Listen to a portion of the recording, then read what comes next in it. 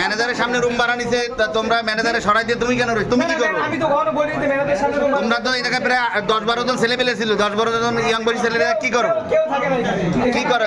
আমি যখন ঢুকলাম তখন তো তোমরা 10-15 জন ছিল এখানে। তিনতলায় লাভ দিল কেন? ছেলে লাভ দিল কেন?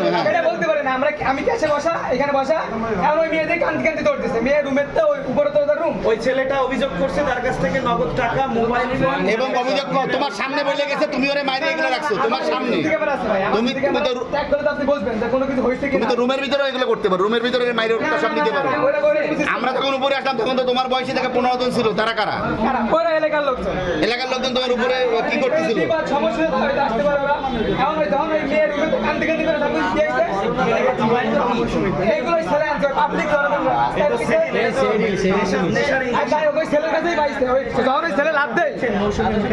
এইগুলো শরীরটা পুশ করতে চাইছিল, কথা ওইগুলা খাবাইতে লাভ দিচ্ছে।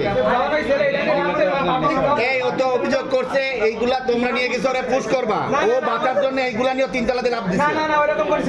তাহলে ও দরজা খোলা থাকলে 3 তলাতে লাভ দেবে কেন বলো?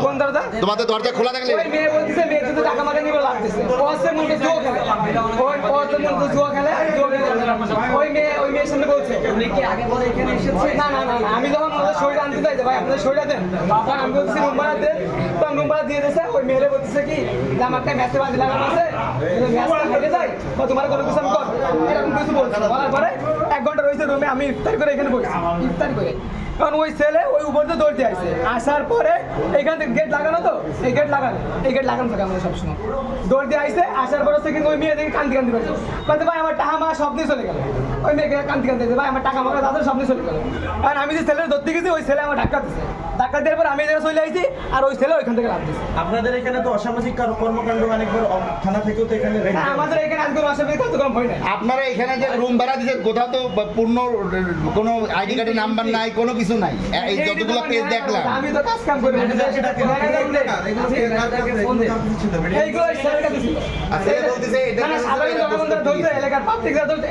ছেলে বললো আপনারা এটা পুশ করতে চাইছেন, ওইগুলো নিয়ে লাভ দিচ্ছে এখান থেকে ভয়ে।